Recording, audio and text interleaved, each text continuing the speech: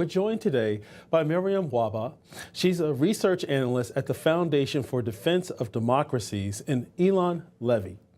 He's a former Israel national spokesman and Middle East expert. Good morning to you both. Good morning. Morning. The AP reported that a small number of Iranians were actually able to get through and make calls abroad on cell phones today for the first time since communications were halted.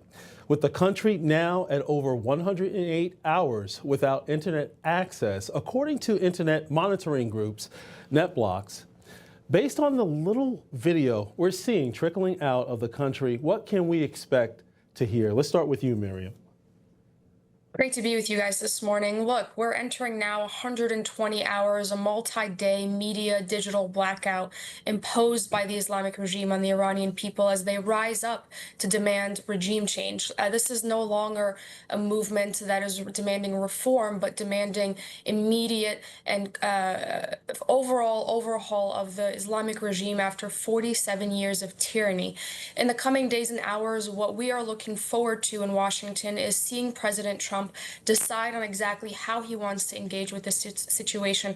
He has drawn a red line and said that if the regime targets civilians, that he will have to act, and we've seen that already take place. Some numbers are as high as in the thousands of casualties on the ground in Tehran and the surrounding cities.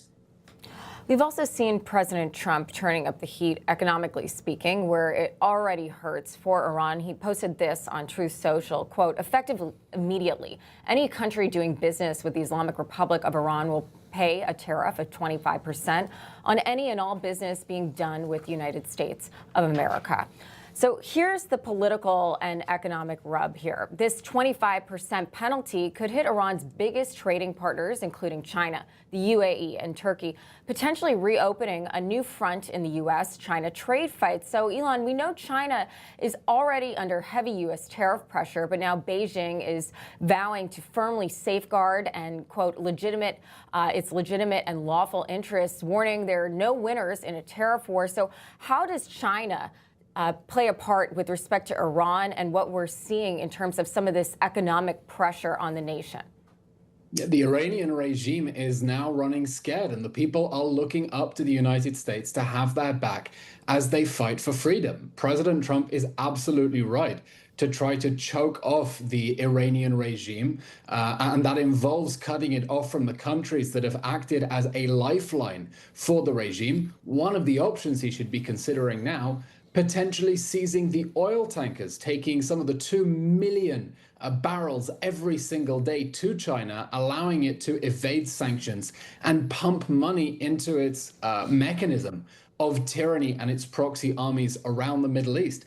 But let's not kid ourselves. This economic pressure is not going to be enough. The Iranian regime is mocking President Trump. He drew a red line, and they think it is the same as President Obama's red line from 2012 against the Assad regime when he warned them not to use chemical weapons. They think that they can negotiate their way out of accountability for slaughtering innocent people and negotiate a way to save their regime that still chants death to America. And so now President Trump's credibility personally is on the line. America's credibility is on the line, as the world waits to see whether President Trump will, try to draw a line at economic pressure and that's it, or take real firm action that will tilt the balance in the favor of those brave Iranian patriots who are rising up for their freedom against the regime's tyranny. You know, Miriam, as Eylon just mentioned, it's going to take more than economic sanctions and implementing other embargoes and things of that nature. Because looking ahead, as much as we can with this situation unfolding in Iran, the U.S. just joined several other nations, including Australia, Canada, UK, and India, in issuing security alert Monday, telling citizens to leave Iran immediately. Iran's leadership is approaching a critical juncture. It can either pursue a Venezuelan-style accommodation with President Trump or remain on a trajectory of economic deterioration. How do you see this playing out?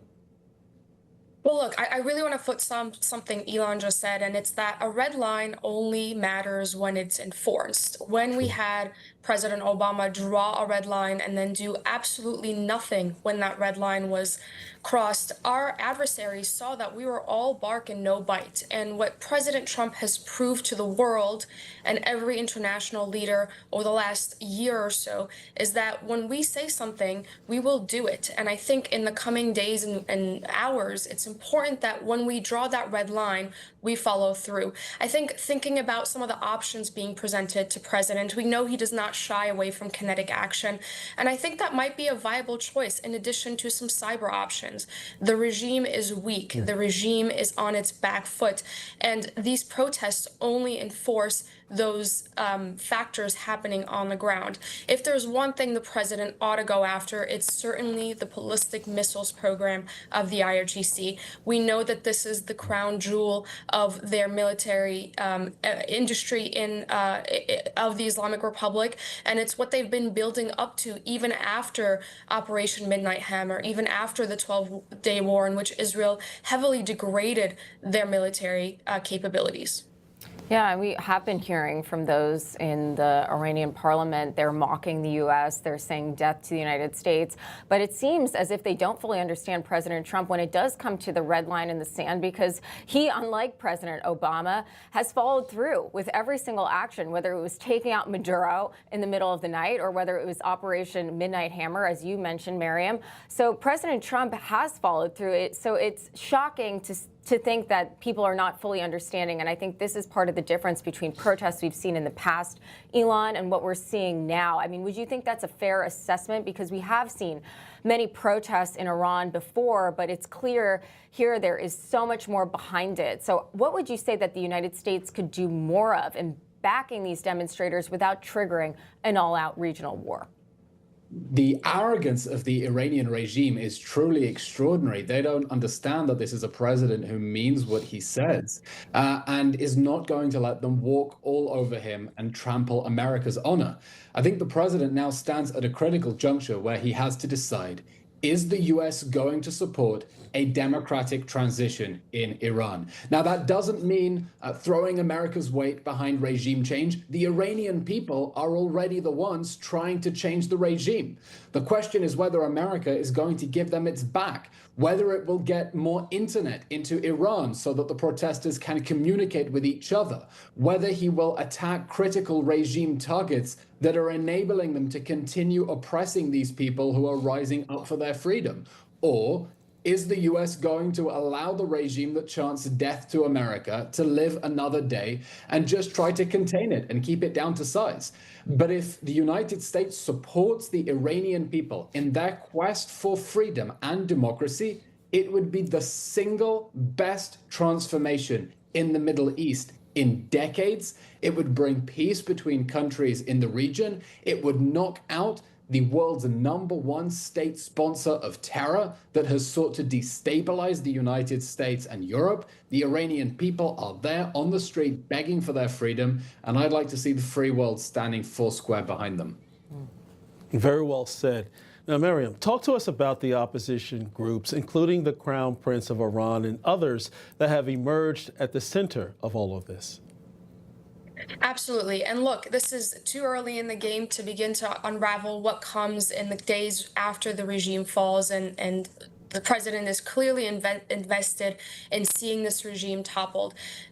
If there's one thing we know about the Arab Spring, and I'm not going to make one-to-one direct parallels here because it's apples and oranges as it happened in North Africa versus how it will play out in Iran, it is too soon to call the playing field. It is too soon to see a clear view of the horizon of what comes after the regime is toppled. But here's what we do know, that the Iranian people know exactly what they want, and they know they want this Islamic Republic tyranny that has endured ignored for 47 years to be removed. And to foot stomp just another thing my colleague Eylon just said is that they are on a quest for freedom. And so is the entire Middle East. When the regime falls, it is not just the Iranian people that will be liberated. It is the entire Middle East that will be liberated. This is a regime that has gone after Americans, that has gone after Arabs, Christians, you name it. This regime was invested in the destruction and the chaos of the region. And their fall will mean a brighter, safer Middle East and a brighter and safer world. I agree with you, Miriam, in terms of the next steps here. It is so important to focus on the here and now and the people of Iran. But we are hearing concerns about the future of what's to come, because past this prologue, we've seen what happened in Iraq. And therefore, when there was a void of power, that's what gave way to ISIS. So in terms of the Crown Prince here, Eylon, do you think that he is the right person for the job? Of course, he is advocating for democracy. He was thrown out by his own government, and he is calling for the protesters to rise up. The Crown Prince of Iran is a very brave and honorable man who wants to bring democracy to Iran, who wants to bring peace to the Middle East, and has spoken very boldly about the need for Iran to stop funding its proxy armies around the region, to embrace peace with Israel, to embrace peace with America, and to lead a democratic transition.